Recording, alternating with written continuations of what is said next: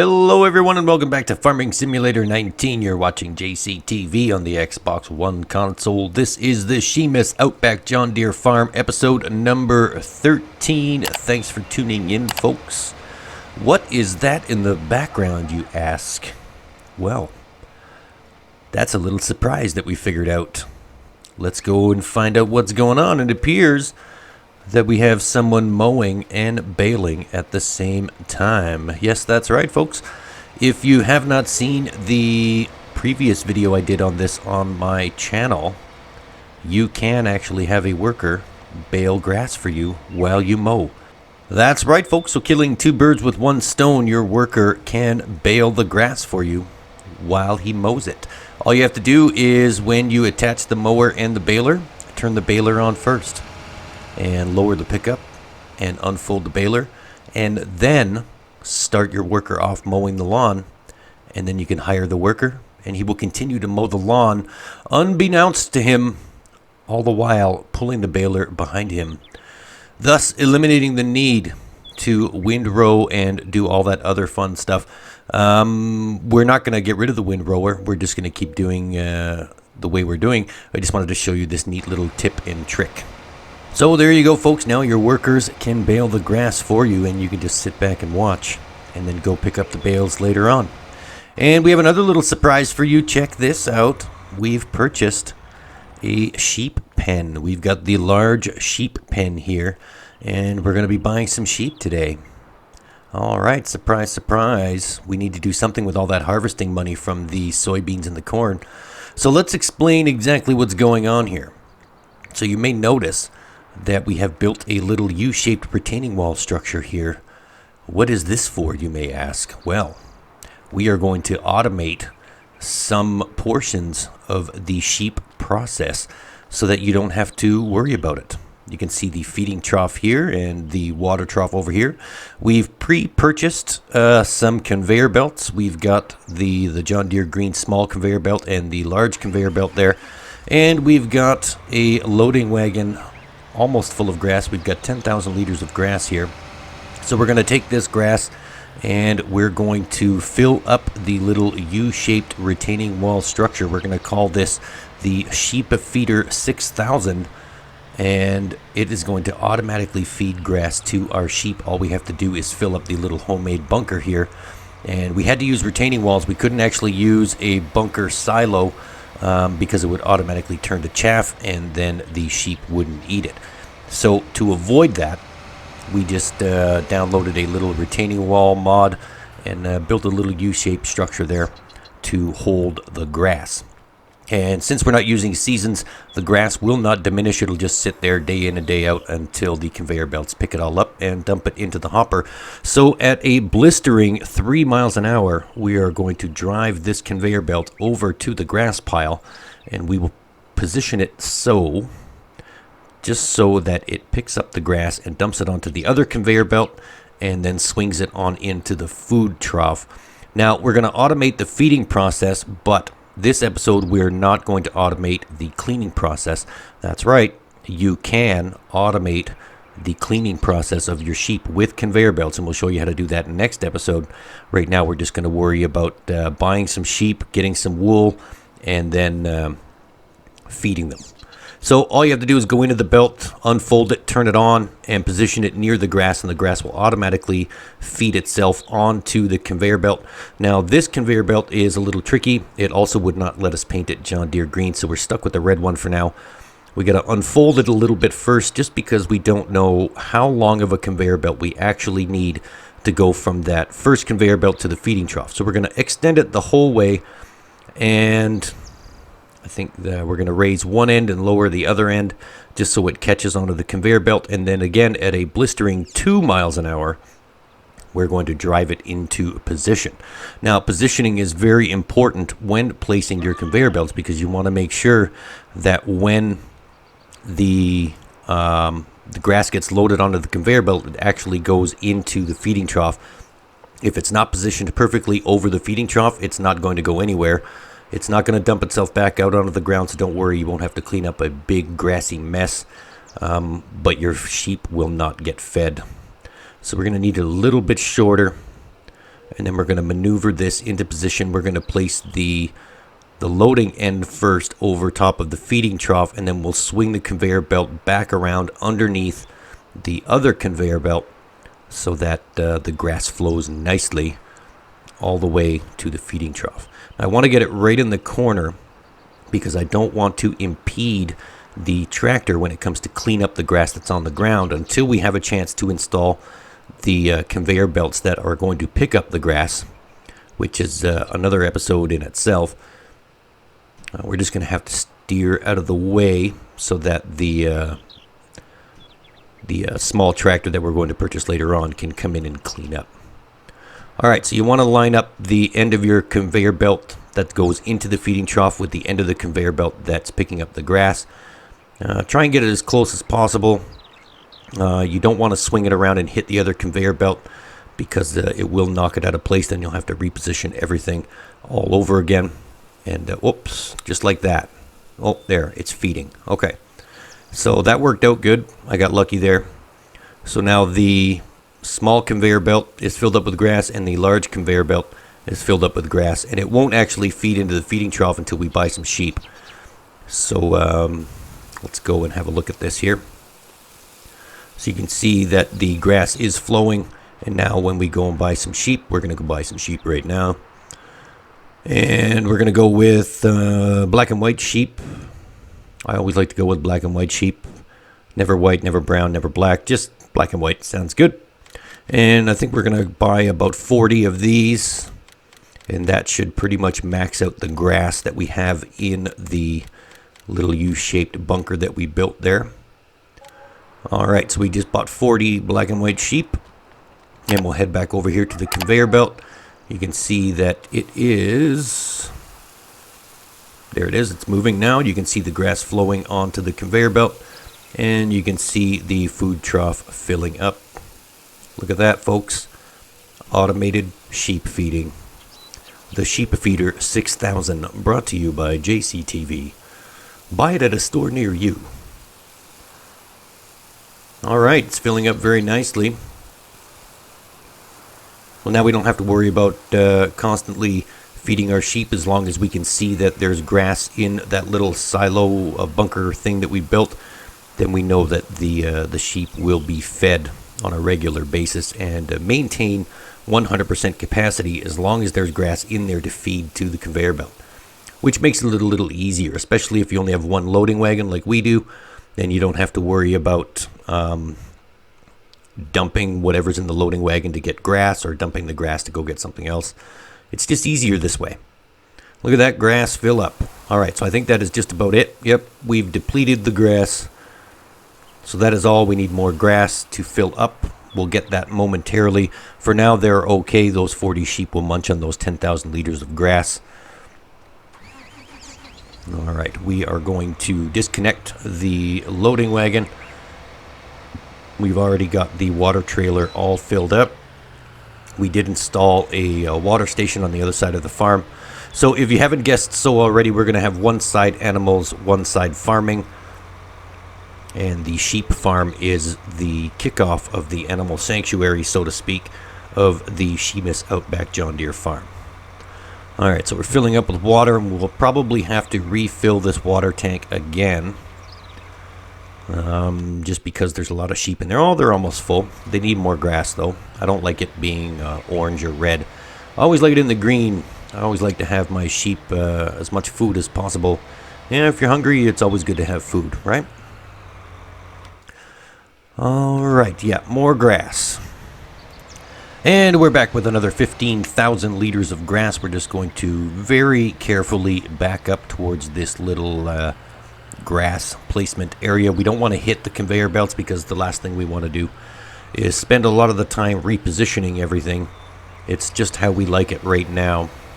So we'll just dump the grass in and we'll watch the grass flow. And there we go. And you can see those that one small John Deere green conveyor belt has a very, very wide pickup range. So when you place stuff on the ground, it picks it up from all over the place. It's a fantastic little belt. All right, this seems to be working okay. That's good. The grass is automatically feeding into the trough. You can see the numbers going up, and you can also see the grass pile going down. Let's walk back over here and have a closer look, just so you can see exactly what I see. There we go. The grass is feeding. That belt's picking up very nicely. And we don't need to position it close to the grass at all. As I said, it's going to pick all of that up off the ground and feed it into the sheep pen until the sheep pen is full. And then when capacity allows, it will automatically grab grass from the ground and refill the sheep pen, alleviating the worry of, hey, are my sheep hungry? Do they love me? You can just go about your business and not have to worry about the sheep at all. All right, there we go. Perfect. The sheep feeder 6000 is up and running. Awesome. Now we're just going to put the loading wagon back because we don't need this anymore. And then once we have this back in the shed, we're going to hop into the shop menu real quick. There are some more things that we require in order to have sheep. We need a, we're going to use a bale trailer and double it as a wool pallet transport device. Usually the Black Fleagle trailer that's used for manual loading of bales is what I like to use for wool pallets. And then of course we also need a small tractor as well, so let's go and do this. Baling, there's the baling. Let's scroll all the way over until we see the Fleagle trailer that we require. There it is, right there, $16,000, not very expensive at all. At the end of the day, it's just a slab of metal on 6 wheels. Standard extension is good because we don't want the pallets flying off, even though it does have tension belts. I just like the way the extensions look. All right, and then we need a tractor. Do we have a small John Deere tractor? No, we do not. We've got to go with a medium-sized John Deere tractor. We've got a lot of money anyway, so it doesn't matter. The 6M series looks good, $119,000, and it has front-loading attachment, so this is exactly what we require. And we're going to beef up the engine a little bit as well, just in case. You never know when we might have some extra farm work for this little guy to do. All right, we're going to go with this one, the 6155 extra horsepower motor. There we go, purchased and waiting at the shop.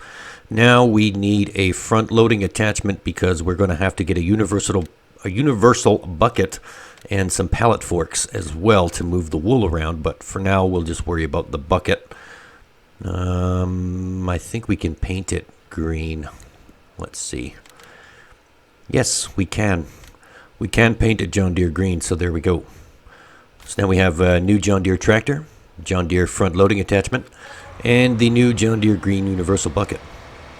All right, so we are going to go and pick up the bale trailer from over here, and we're going to bring it over to where the worker is mowing and baling and get ready to pick up some bales. And then once we are in position with the bale trailer, we can just run over to the shop real quick, grab the new tractor, front loading attachment, and universal bucket and bale trailer, and bring all that stuff back to the farm. And then we can sell some grass bales because from what I understand, they are accumulating over there quite rapidly. Let's jump ahead to that now, shall we? All right, we're going to leave the bale trailer and tractor right here for now, and we're right close to the shop, so we're just going to run as fast as we can across these railroad tracks and jump into our brand new John Deere 6M series front loading attachment tractor. There we go, perfect. 6155M series. Awesome little machine. It's going to do exactly what we need it to in terms of taking care of the animals. There we go. Attach the front loader, attach the universal bucket, and then the trailer, and we can bring all three things back to the farm at the same time. Minus the pallet forks. Either way, we'll come back and grab the pallet forks. We don't have any wool to pick up right now anyway, so it doesn't matter. Let's just get this back to the farm. We'll come back for you, Mr. Bale Trailer, and we'll start moving some of these bales. But let's get this stuff over there first. All right, and we're back at the farm with the wool trailer and the tractor and the front loading attachment. Alright, here we go. We need to refill the water tank first. So what we're going to do is we're going to let's see. We're just going to check on the feeder just to make sure everything's still working. I know I haven't moved it and I haven't touched it, but I just want to make sure the belts are still working. Everything seems to be okay. We're at 19,979 liters of grass in there, and it seems to be holding. It should actually fill it up to 20,000, but okay, you can see grass dripping down off the belt, so that's okay. It just means it can't deposit any more in there, and this belt's still trucking along, so that's perfect. Alright, so as space becomes available in the sheep trough, that will actually fill up. Alright, so we don't have to worry about that. That is off and running. And I think it'll stay running, actually, even if you exit the game and then come back in. You don't have to go back in and start the belts. They just automatically start working. So that is awesome. Alright, so we need just a little bit more water. And it's always good to have an extra water tank on hand anyway, just in case. Haven't figured out how to automate the water yet, so we'll see what happens then. I think for now we're just going to have to keep filling up the water tank. There are an insane amount of fire hydrants on this map, and it'd be good if I could hook into one and run a hose right to the water trough. I know with the Seasons mod you can install a water pump, but I don't want to install Seasons, so I can't use the water pump. So we'll just keep doing it this way, refilling the water. That's okay. This tank is good enough, and the sheep don't really drink that much water that they require multiple trips in one day. So that's okay. We'll just fill up the water tank, and then we'll drive this back over to the sheep pen, and then we can go and start getting rid of some of those grass bales, because any minute now we're probably going to get a warning that says, hey, you've got too many grass bales, you've got to go and sell some. Let's just fill up the water trough first. Still got some grass on the ground there, that's good. We don't have to worry about grass for a little bit. Got 20,000 liters in the trough, plus about 5,000 or 6,000 liters on the ground. Every time we mow the lawn over there in field 12 and 13, we'll collect some more grass, and then we'll just make sure that that feeding trough is topped up while we do silage. Let's pick up some bales, shall we? We could probably get about $4,000 to $5,000 per load of bales.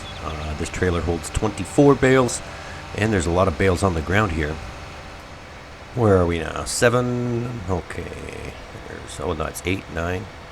There's 9. Okay. 10 bales, 11, 12, and bale number 13. Probably get about 2.5 trailers out of this. Alright, 8 more to go, and then we can just head down to the barn and sell these. Wow, there are a lot of bales here. That worker is going to town on this grass. 2 more, and then we're done. We'll grab this last one right here, and we'll head on down. Alright, full of bales, and we're on our way to the barn. Let's go and sell these real quick. I'm hoping for $4,000 to $5,000. I didn't even check to see how much the price was, but at the end of the day, this is the only place where you can sell bales.